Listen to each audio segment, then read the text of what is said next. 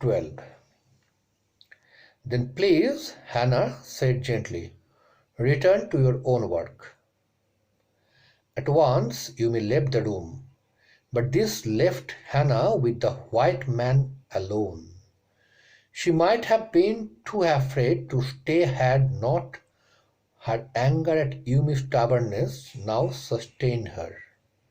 Otherwise, she might be into horror to stay with a white man alone in a room. Yes, it is ruined.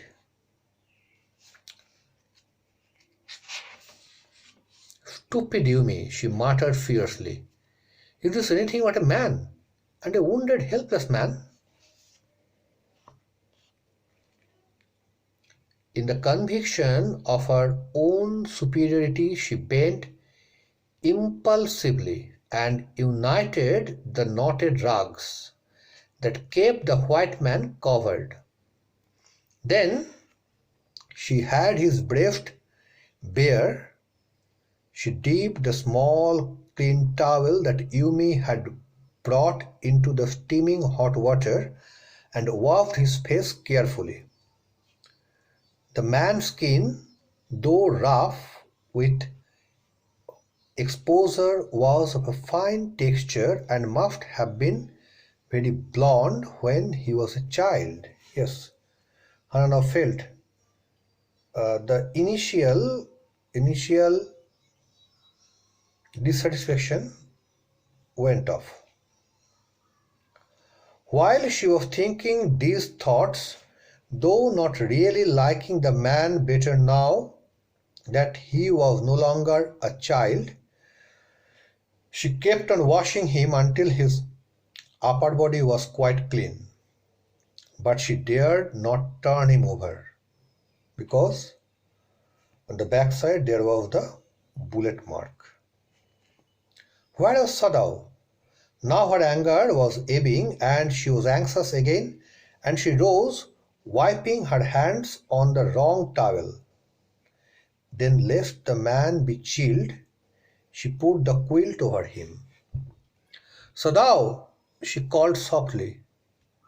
Sadao, she called softly. He had been about to come in when she called. His hand had been on the door and now he opened it. She saw that he had brought his surgeon's emergency bag and that he wore his surgeon's coat.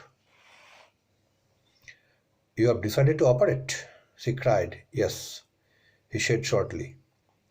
He turned his back to her and unfolded a sterilized towel upon the floor of the tokonoma alcove and put his instrument out upon it. Fetch towel, she said. Now they are in the operation mood.